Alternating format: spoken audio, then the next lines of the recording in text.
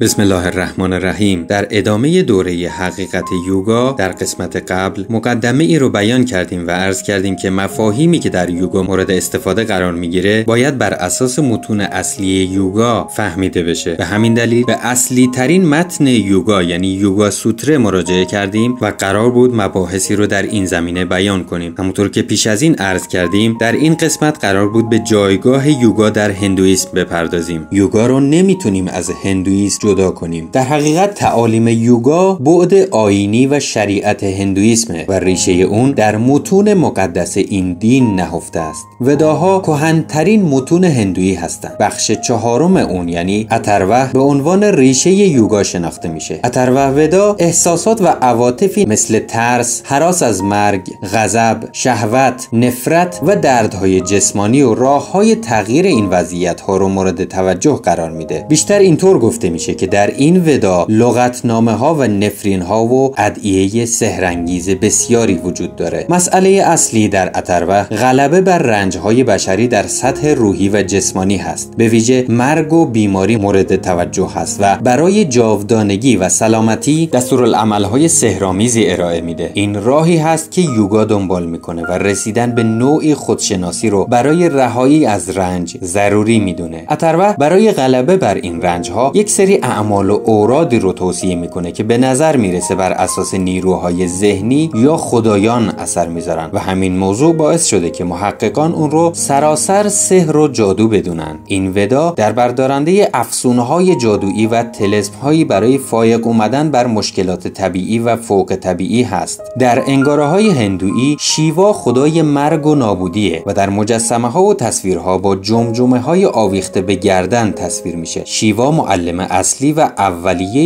یوگا بوده و برای اولین بار اون رو به الهه پارواتی آموزش داده. مجسمه های شیوا به صورت نشسته در حالت لوتوس و انجام مراقبه های یوگا دیده میشه و البته گاهی در رقص نتاراج هست، رقصی که جهان رو می آفرینه و نابود میکنه. اغلب برای اون چشم سوم رو بین دو ابروش رسم میکنن که نمادی از روشنبینی هست و تجسم مؤنث شیوا به صورت الهه کالی برای انجام مراقبه های یوگا توصیه میشه. شیوا ساختاری دو جنسی داره و جنبه مؤنثش به نام کالی در چهره‌ای بسیار شیطانی و وحشتناک تجسم میشه. این چهره سیاه رنگه و برای هر یک از سرهای جداگانش گردنبندی به گردن بسته که از جمجمه مردگان درست شده. در دستهای متعددش نمادهایی از طبیعت اون هست مثل شمشیر، قیچی برای بریدن رشته زندگی و چیزهایی از این قبیل. دندانهاش تیزه و دهان و صورتش خونالوده و زبانش که بیرون افتاده چهره‌ای شیطانی از اون به نمایش میذاره. در اسطوره‌های دیگه شکتی همسر شیوا هست که نیرویی خلاق هست و به صورت نهفته در درون هر کس وجود داره. تعالیم یوگا برای این هست که شکتی از درون فعال بشه. شکتی به صورت کندالینی یعنی مار پیچیده در پایین ستون مهره‌ها نهفته و بیداری و برانگیختگیش موجب بالا اومدن و رسیدن به شیوا میشه. البته پرستش یا تمرکز بر الهه‌ها و خدایان مؤنث هندویی مثل کالی و شکتی بیشتر در تانترا یوگا مورد تاکید و توجه قرار میگیره که جریان‌های متأخرتری از یوگا به شمار میان. یوگا با باورها، آیین‌ها و خدایان هندویی عجین شده و شکلی از جنبه آیینی و پرستش خدایان شیطانگونه هندویی است. آیین‌ها و اعمال یوگا بین هندوها عمل میشده و در زمانی نامشخص مثلا حدود 400 سال پیش از میلاد تا 200 سال پس از میلاد مسیح توسط فردی به نام پاتانجالی به شکل یک متن مدون در اومده. در حال حاضر یوگا با مذهب تانترا به شدت آمیخته شده و یوگای تانتریک هست که امروزه در سراسر دنیا به شیوه های نوین آموزش داده میشه. در یوگای تانتریک پرستش الهه های مؤنث به ویژه شکتی اساس کار رو تشکیل میده. عبادات در یوگای تانتریک به طرف پرستش نیروی زنان به عنوان نماد خلاقیت و زندگی میره و آمیزش جنسی به نیایشی در معبد تن تبدیل میشه. البته این اعمال بیشرمانه به عنوان عبادت با تمرینات ذهنی و تمرکزی همراهه که فرد رو در یک مسیر جادویی و شیطانی قرار میده، به طوری که حتی از کاربرد جادوی سیاه هم پرهیز